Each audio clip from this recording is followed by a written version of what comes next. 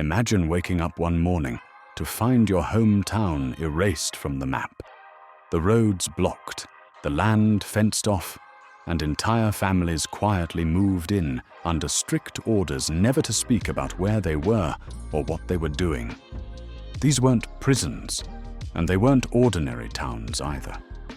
They were secret cities, built in the middle of nowhere, where families lived side by side with world-changing science. Their mission? Hidden behind layers of secrecy, to create the deadliest weapon humanity had ever imagined. But for the thousands of people who called these places home, daily life wasn't about blueprints or bomb cores. It was about raising children, going to school, and trying to live a normal life in a world that was anything but normal. In 1942, as World War II raged on, the US government launched one of the most ambitious construction projects in history. Entire landscapes were seized overnight. In Tennessee, 59,000 acres of farmland and forest vanished behind fences, replaced by a city that didn't officially exist, Oak Ridge. Meanwhile, on the banks of the Columbia River in Washington, small farming towns and native homelands were cleared to make way for the Hanford Engineer Works. Within months, bulldozers carved neighborhoods out of hills and deserts. Wooden barracks, prefab homes, and endless rows of trailers appeared like mirages. Thousands poured in. Engineers, laborers, clerks, nurses, and their families, all sworn to silence. They didn't know the full purpose of their work. They only knew it was important, and that secrecy was survival. But building the bomb wasn't just about uranium and plutonium.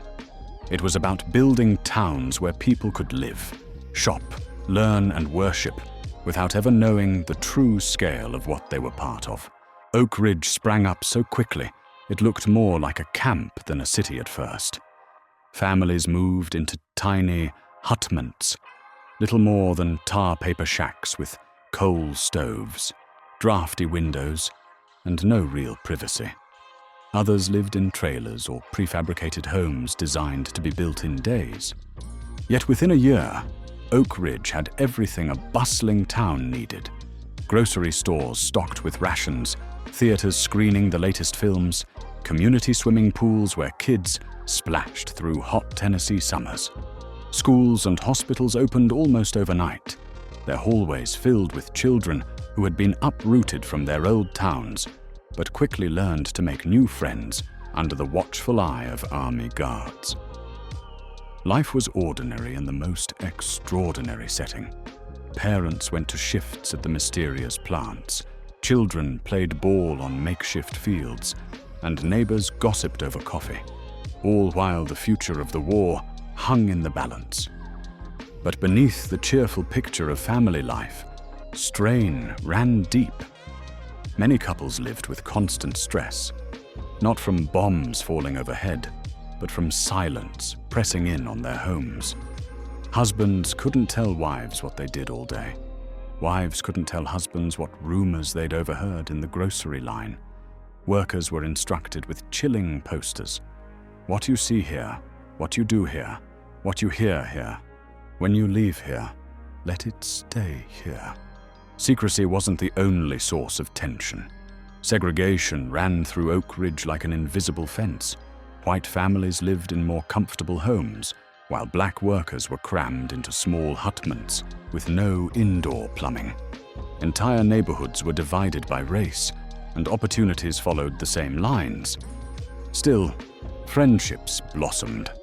Couples courted at community dances, children rode bikes down unpaved streets, and mothers found ways to create normal routines, never realizing they were helping shape the uranium core of the Hiroshima bomb.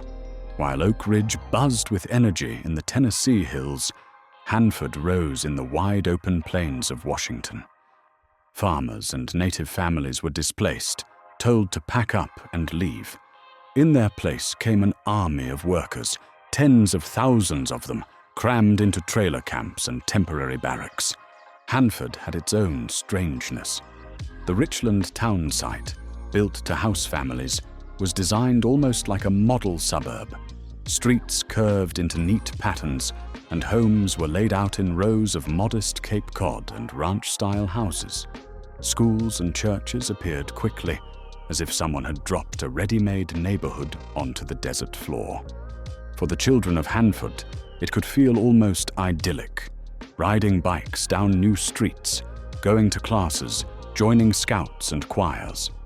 But just beyond their playgrounds, reactors churned day and night, producing plutonium in total secrecy. The contrast between everyday life and hidden purpose was sharpest when cracks appeared in the facade. Workers whispered about strange illnesses or why so many guards patrolled the gates. Black workers at both Oak Ridge and Hanford were forced into segregated housing and given the hardest jobs with the lowest pay. They built the towns, but rarely reaped the rewards of community life. And yet, community pride flourished. Families decorated their homes, celebrated holidays, and held parades. Church bells rang on Sundays, school plays lit up gymnasiums, and baseball games became legendary pastimes. From the outside, these towns could have been any other American community. From the inside, they were both normal and surreal, an experiment in building society under total secrecy. When the bombs dropped on Hiroshima and Nagasaki, the residents of Oak Ridge and Hanford finally learned the truth. The work they'd done, the shifts, the long nights, the endless construction, hadn't been for just another war project. They had built the atomic bomb. For some, it was a moment of pride.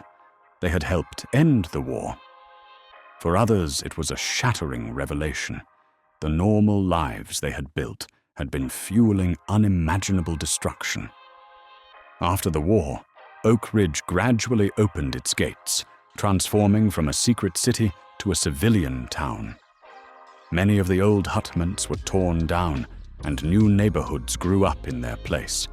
Hanford's Richland evolved into a permanent community, though its reactors remained at the heart of Cold War production. Today, both towns are preserved in the Manhattan Project National Historical Park. Visitors walk the same streets where families once kept their silence, see the prefab homes where children laughed, and step inside the plants that powered the atomic age. The Manhattan Project's secret towns weren't just footnotes in history books. They were living, breathing communities, full of joy, strain, pride, and silence. They remind us that behind every headline, there are families who carried the weight of history without ever knowing it. Children who played in backyards, shadowed by reactors. Parents who tucked their kids into bed while the world's deadliest weapon took shape a few blocks away. And that's the haunting legacy. Not just the science, not just the war, but the people who lived in the hidden cities that never appeared on a map. Their story is proof that sometimes the most ordinary moments happen in the most extraordinary places. Ordinary.